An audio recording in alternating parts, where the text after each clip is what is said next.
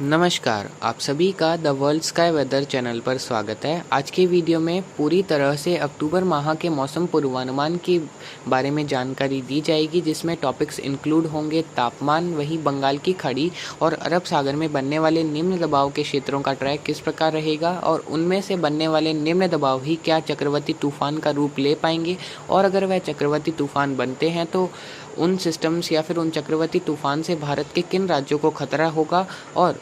उनकी इंटेंसिटी किस प्रकार रहेगी। इसके अलावा उत्तर भारत पर आने वाले पश्चिमी विक्षोभ कब कब आने की संभावनाएं रहेंगी और उनमें से कौन से पश्चिमी विक्षोभ सक्रिय साबित हो सकते हैं, जिसकी वजह से देश में बारिश और ओलावृष्टि की गतिविधियां कब कब होने की संभावनाएं रहेंगी। इन सब के बारे में इस वीडियो में जानकारी देंगे और यह फोरकास्ट पूरी तरह से ECM,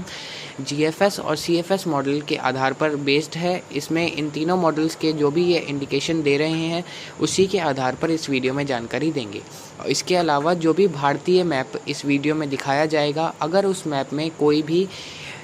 गलती है या मतलब कोई भी मिस्टेक है तो वो मेरा फॉल्ट नहीं होगा, क्योंकि यह मैप मेरा नहीं है, यह मैप CFS मॉडल के आधार पर है। हालांकि जो भी जानकारी मैं दूंगा वो तीनों मॉडल के आधार पर रहेगी। तो आप सभी इस वीडियो को पूरा ज़रूर देखिएगा। इस वीडियो के अंत में एक छोटी सी समरी भी देंगे। तो शुरुआत करते हैं हम अक्टूबर माह के शुरुआती दिनों की, यानी कि 1 अक्टूबर से लगाकर 12 अक्टूबर के बीच देश भर में किस प्रकार मौसम रहेगा। तो जिस प्रकार आप अपनी स्क्रीन पर देख रहे हैं, 2 अक्टूबर से लगाकर 5 अक्टूबर के बीच म्यांमार और उससे सटे बंगाल की खाड़ी के आसपास के क्षेत्रों पर एक निम्न दबाव का क्षेत्र उभरने की संभावनाएं है, जिसका ट्रैक उत्तर पूर्वी भारत के क्षेत्रों पर ही रहने की संभावनाएं हैं, क्योंकि उस दौरान पश्चिमी हवाएं, जो पश्चिमी शुष्क हवाएं होंगी, वह संपूर्ण उत्तर भारत, मध्य और पूर्वी भारत को कवर कर चुकी होंगी, जिसकी वजह से यह सिस्टम आगे नहीं आ पाएगा और उत्तर पूर्वी भारत की तरफ रिकर्व कर जाएगा। इसके अलावा अरब सागर में आप देख रहे हैं 7 से 12 अक्टूबर के मध्य एक निम्न दबाव शो किया जा रहा है। अरब सागर में 7 से 12 अक्टूबर के मध्य कभी भी एक निम्न दबाव का क्षेत्र उभर सकता है। बंगाल की खाड़ी में जो निम्न दबाव दिखाया जा रहा है, उस सिस्टम के बनने की संभावनाएं 11-12 अक्टूबर के बाद ही नजर आ रही है। इससे पहले बंगाल की खाड़ी में किसी भी प्रकार का सिस्टम उठने की संभावनाएं नहीं है। अब बारिश की बात करें तो इस समय अवधि के दौरान, यानी कि 1 अक्टूबर से लगाकर 12 अक्टूबर के मध्य उत्तर भारत पर 2 पश्चिमी विक्षोभ की दस्तक होने की संभावनाएं हैं, जिसमें पहला पश्चिमी विक्षोभ 3 अक्टूबर से 7 अक्टूबर के बीच, वहीं दूसरा पश्चिमी विक्षोभ 8-9 अक्टूबर से 12 अक्टूबर के बीच उत्तर भारत के क्षेत्रों पर आ सकता है, जिसकी वजह से जम्मू कश्मीर, हिमाचल प्रदेश, उत्तराखंड के क्षेत्रों में 3 से 7, वहीं 9 से 12 अक्टूबर के मध्य अलग अलग क्षेत्रों में बारिश की गतिविधियाँ हो सकती है, जिसकी वजह से इन क्षेत्रों में सामान्य बारिश की गतिविधि इस समय अवधि के दौरान होने की संभावनाएं हैं। पंजाब, हरियाणा, दिल्ली, पश्चिमी उत्तर प्रदेश और राजस्थान में इस समय अवधि के दौरान कोई ज़्यादा बारिश होने की संभावनाएं नहीं है। फिर भी पश्चिमी विक्षोभ के प्रभाव से कुछ खंड वर्षा होने की संभावनाएं 4-5 अक्टूबर को रहेगी, जिसमें कोई भी विशेष संभावनाएं इस समय अवधि के दौरान नहीं है। हालांकि जो 9 से 12 अक्टूबर के बीच पश्चिमी विक्षोभ आता हुआ दिखाई दे रहा है, उस पश्चिमी विक्षोभ से थोड़ा बारिश का दायरा ज़्यादा रहने की संभावनाएं पंजाब, हरियाणा, दिल्ली, उत्तर प्रदेश और राजस्थान के क्षेत्रों में रहेगी, और जिसकी वजह से यहाँ सामान्य बारिश की गतिविधि समय अवधि के दौरान देखने को मिल सकती है। वहीं शेष भारत की बात करें तो गुजरात के दक्षिणी भागों से लगाकर महाराष्ट्र, तमिलनाडु, आंध्र प्रदेश, केरल, कर्नाटक, उड़ीसा के दक्षिणी क्षेत्रों और गोवा तक के क्षेत्रों में अगले इस समय अवधि के दौरान 10 से 12 दिनों के दौरान लगातार थंडरस्टॉर्म्स के साथ बारिश की गतिविधियां जारी रहेगी, जिसकी वजह से इन सभी क्षेत्रों में सामान्य से अधिक बारिश होने की संभावनाएं 1 अक्टूबर से 12 अक्टूबर के बीच रहेगी। बंगाल की खाड़ी और अरब सागर में बनने वाले निम्न दबाव के क्षेत्रों का किसी भी प्रकार का असर भारत में इस समय अवधि के दौरान होने की संभावनाएं नहीं है। हालांकि जो भी निम्न दबाव का क्षेत्र अरब सागर में बनेगा,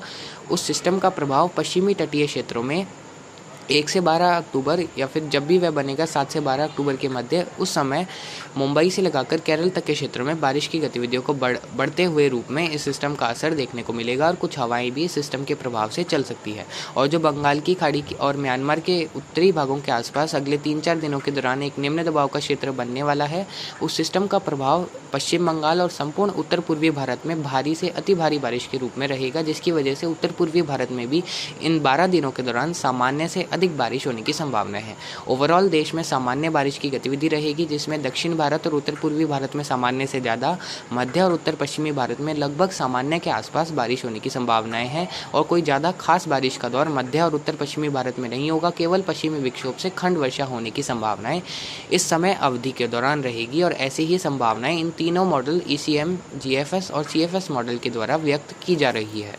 और इस समय अवधि के दौरान उत्तर पश्चिमी भारत में तापमान भी ज़्यादा रहेंगे। जो राजस्थान के इलाके, पंजाब हरियाणा के क्षेत्र होंगे, इन सभी क्षेत्रों में 35 से 40 डिग्री के बीच तापमान अधिकांश क्षेत्रों में रहने की संभावनाएं रहेंगी, जिसमें पश्चिमी राजस्थान के क्षेत्र और पश्चिमी पंजाब में 39 से 43 डिग्री सेल्सियस के बीच भी इस समय अवधि के दौरान तापमान रह सकते हैं। शेष भारत में 27 डिग्री से 34 डिग्री के बीच पूर्वी, मध्य, दक्षिण और उत्तर पूर्वी भारत में इस समय अवधि के दौरान तापमान रहने की संभावनाएं रहेंगी। अब जो मुख्य बारिश का दौर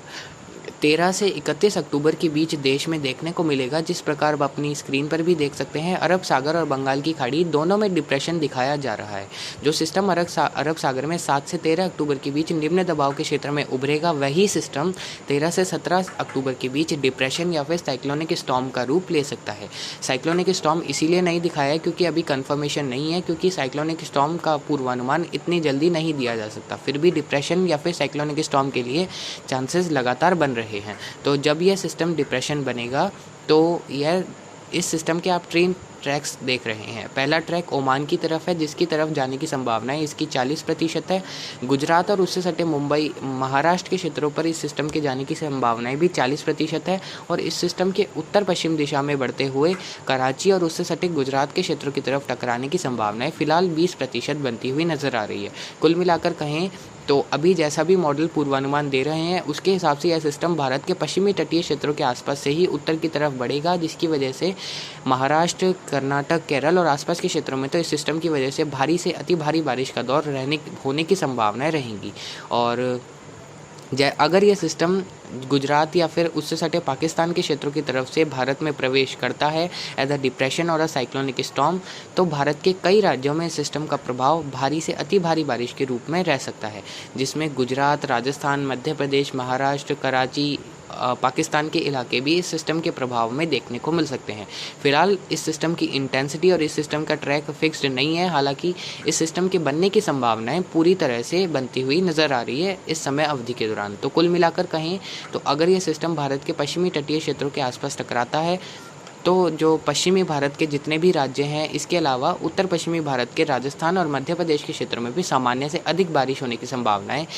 13 से 31 अक्टूबर के बीच रहेगी। और इसी दौरान उत्तर भारत के क्षेत्रों पर पश्चिमी विक्षोभ की दस्तक भी होगी, जिसमें पहला मध्यम सक्रिय पश्चिमी विक्षोभ आने की संभावनाएं 17 से 22 अक्टूबर के बीच रहेगी और दूसरा इस सीज़न का सबसे मजबूत पश्चिमी विक्षोभ 26 से 31 अक्टूबर के बीच उत्तर भारत के क्षेत्रों पर आ सकता है। इन दोनों ही पश्चिमी विक्षोभ के प्रभाव से उत्तर भारत के पहाड़ी राज्यों, वहीं मैदानों में पंजाब, हरियाणा, दिल्ली, उत्तर प्रदेश, राजस्थान के क्षेत्रों में बारिश की गतिविधियों में बढ़ोतरी होने की प्रबल संभावनाएं बन रही है, जिसमें जम्मू कश्मीर, हिमाचल प्रदेश, उत्तराखंड में इन दोनों पश्चिमी विक्षोभ के प्रभाव से कई क्षेत्रों में भारी बर्फबारी होने की संभावनाएं हैं और इस दौरान मैदानों में भी जोरदार बारिश व ओलावृष्टि का दौर होने की संभावनाएं हैं, जिसमें भी सबसे ज़्यादा संभावनाएं महीने के आखिर में आने वाले पश्चिमी विक्षोभ से रहेगी, जिसमें कई क्षेत्रों में भारी बारिश और भारी ओलावृष्टि का खतरा मैदानों में भी रहेगा, क्योंकि उस दौरान जो परिस्थितियाँ फिलहाल दिख रही है उसके अनुसार ऐसा नज़र आ रहा है कि जो वेस्टर्ली ट्रफ होगी,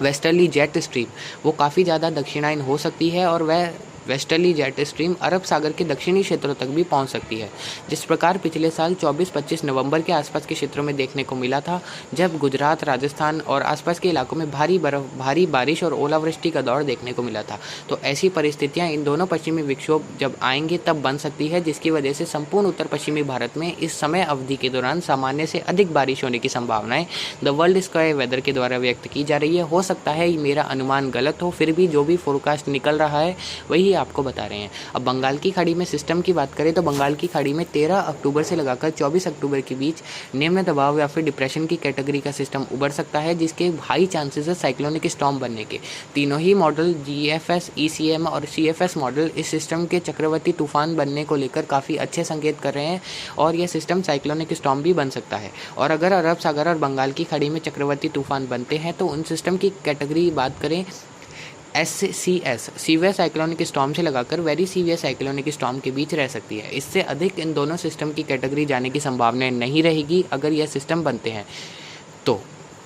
और जो बंगाल की खाड़ी में सिस्टम बनेगा उस सिस्टम के भी 3 ट्रैक्स है, जिसमें पहला ट्रैक है उत्तरी तमिलनाडु और दक्षिणी आंध्र प्रदेश के आसपास के क्षेत्रों पर। दूसरा ट्रैक इसका दक्षिणी ओडिशा और उत्तरी आंध्र प्रदेश के आसपास के क्षेत्र यानी कि विशाखापट्टनम, श्रीकाकुलम, बालासोर और ब्रह्मपुर ओडिशा के क्षेत्रों के आसपास यह सिस्टम टकरा सकता है डिप्रेशन और साइक्लोनिक स्टॉर्म के रूप में। और तीसरा ट्रैक इस सिस्टम का रहेगा जो कि रहने की संभावनाएं कम है, फिर भी एक्सेप्शन देना पड़ता है क्योंकि बहुत बार पश्चिमी विक्षोभ इस सिस्टम को आगे आने नहीं देते हैं। तो तीसरा ट्रैक वह रहेगा यानी कि यह उत्तरी बंगाल की खाड़ी के आसपास के क्षेत्रों से आगे बढ़ते हुए पश्चिम बंगाल और उससे सटे बांग्लादेश के क्षेत्रों पर लैंडफॉल कर सकता है।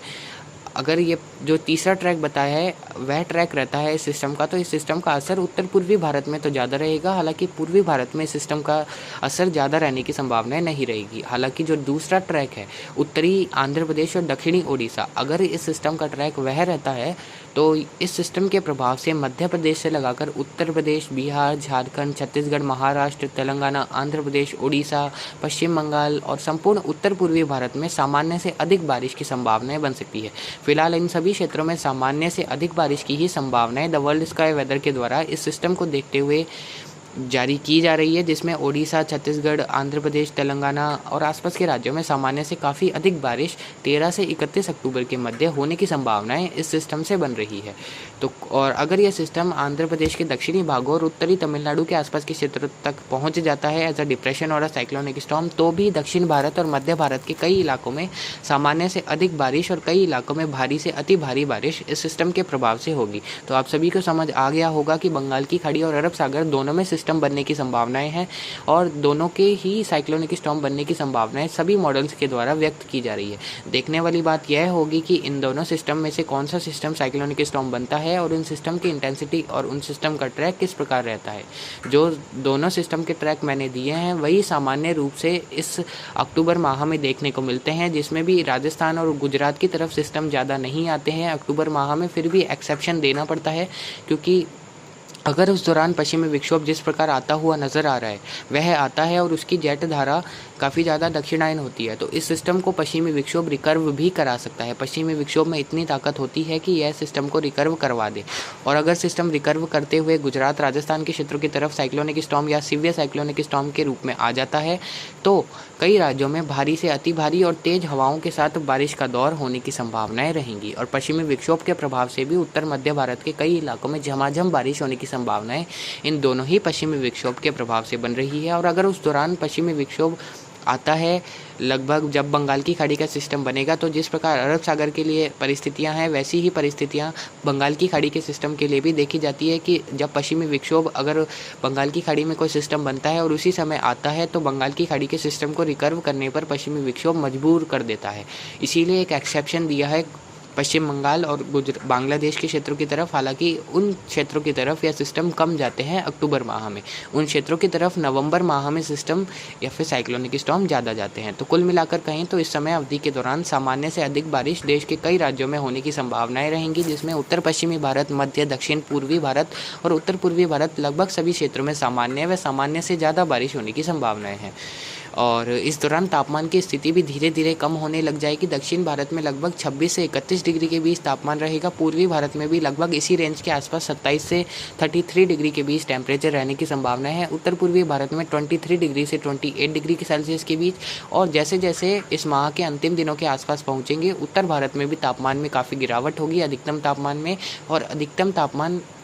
उत्तर भारत के क्षेत्रों में भी लगभग 26 डिग्री सेल्सियस से 32 डिग्री सेल्सियस के बीच रहने की संभावना है इस माह के जैसे जैसे हम अंतिम दिनों की तरफ जाएंगे तब रहेगी। तो कुल मिलाकर अब अगर हम समरी की बात करें, जिस प्रकार शॉर्ट समरी मैंने निकाली है, तो इस दौरान उत्तर पश्चिमी भारत में इस पूरे माह में सामान्य बारिश होने की संभावनाएं हैं, जिसमें संकेत अगर पश्चिमी विक्षोभ इस प्रकार आते हैं और अरब सागर के सिस्टम का ट्रैक इस प्रकार रहता है तो सामान्य से अधिक बारिश इस माह के दूसरे पखवाड़े में उत्तर पश्चिमी भारत में हो सकती है। और दक्षिण भारत और उत्तर पूर्वी भारत में इस पूरे माह में ही सामान्य से अधिक बारिश होने की संभावनाएं हैं। पूर्वी और मध्य पश्चिमी भारत के क्षेत्रों में जो सिस्टम के ट्रैक रहेंगे उनके अनुसार बारिश की संभावनाएं रहेंगी। फिलहाल सामान्य व सामान्य से अधिक बारिश पश्चिमी, मध्य और पूर्वी भारत के भी कई इलाकों में इस माह में होने की संभावनाएं द वर्ल्ड स्काई वेदर के द्वारा